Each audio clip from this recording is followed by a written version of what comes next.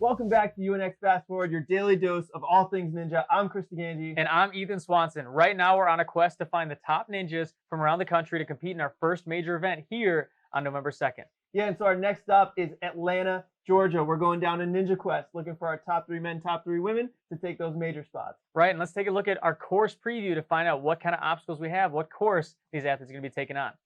So first up, we've got the agility steps. Athletes will make their way across angled steps to get to the landing platform. Yep, and our second obstacle created by Glenn Davis is the coin flip. Pretty much got to stay right down the middle here. If you don't, you're going in the foam pit. And next up, we've got walk the plank. Competitors will swing from a rope onto an angled board, and the higher on that board you go, it'll drop, and you got to make your way to our next obstacle, which is the ring slide, which is a ring that slides down the track. Yep, making that dismount will get you right to Trapeze Alley. Pretty standard, 3 trapeze here. Got to make your way across. You can reach, you can launch, get to that landing platform. And next up is the big one. I think this is going to be a really difficult obstacle, spin the cat. Spin the cat, I think it's going to be one of our ninja killers. But it's so technical, so different. I think it's going to be so difficult to figure out the right technique to get through this one. Yeah, and so these are big barrels that are they're spin. So every time you jump to it, they're going to spin on you. And you really got to keep your momentum to get through every one. Yep, I got to test this obstacle actually, and it spins so easy. I mean, if you jump a little bit too far out, you're going to be going around like crazy. If you don't jump out far enough, you're going to be stuck. So this one's, it's really finicky. I think it's going to trip up some big name athletes. Yeah, and so we'll see what kind of strategy we see out there on this one, but I'm excited to see what we get. Yeah, me too. But then after that obstacle, we go right into the spider. It's not a jumpy spider. It's not a spider grab. It's just your standard spider. Just a normal spider. I don't think this one's going to trip up too many athletes. Next up, we've got the Iron Maiden. Competitors will make their way using pegs that go around the dowels. Yep. And so they'll make their way up. This is a really finicky obstacle because the pegs are so slippery. Yeah, that's going to be a tough one. I think we're going to see some athletes go out there. But that brings us to the flywheels. 2 big flywheels, big launches. This one's going to be a lot of fun to watch. And then next up, we've got the flying squirrel. This is another big one. Yes. Another big one. This is going to be really tough. I mean, right now is where you're starting to get burning in the course. You're starting to feel the pump.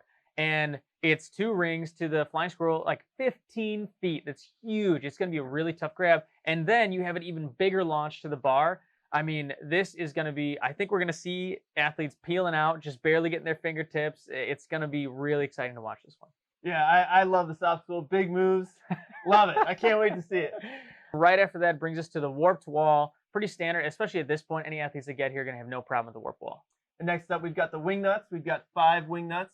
So competitors will have to make their way across all the wing nuts and then get into our salmon ladder. Yeah, salmon ladder, going across, up as many as you need to get to the unstable bridge. As soon as you touch the unstable bridge, then you complete the salmon ladder. And then you have a really strange, awkward angled dismount to get to the landing platform and the buzzer. Competitors will have a 4-minute time limit to get through everything. It's tight. It's a little bit faster than our last qualifier. The Naperville qualifier had a 4:30 time limit. And less obstacles. And we saw competitors kind of flirting with that time. I think we're going to see some athletes burning out here, timing out. There's a lot of obstacles, and some of them are really long, like wing nuts. That's a long obstacle. You're not going to finish that in 15 seconds. That's like a 30 to 50 second obstacle. Yeah, and what I'm looking for is who can do the Iron Maiden efficiently, because the Iron Maiden is such a slippery obstacle. If you have too much swing going on, you're going to peel right off of those. Mm-hmm. So we'll see what happens.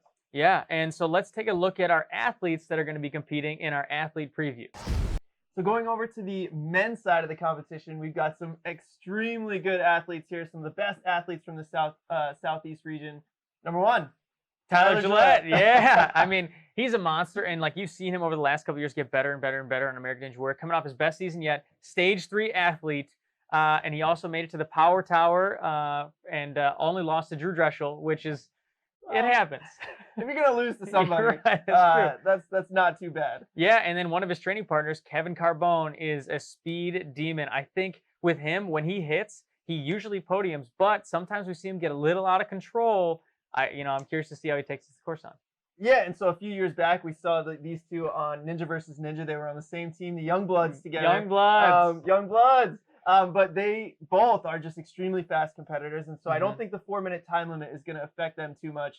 I expect to see them at a fast pace And yeah, I'm really excited to see what they bring. Yeah, another amazing athlete, Caleb Bergstrom. He's one of the younger athletes, just came off his rookie year in American Ninja Warrior, made it to Vegas. He's so strong. Yeah, he's so strong. But some people know him from American Ninja Warrior. If you're in the ninja community, you know Caleb Bergstrom. I mean, he's been at Mike Cook's, he's been all over the place, and he's unreal, especially for that young. He's got a very, very long and bright future in American Ninja Warrior.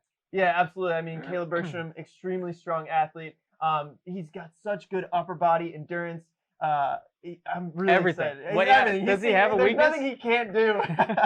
No, but he's just very good. So he's definitely somebody I'm going to watch out for. Yeah, another one to watch out for, RJ Roman. I mean, coming onto the scene the last couple years also, but the dude can fly. I mean, I've seen him make some humongous moves at his gym that are just amazing.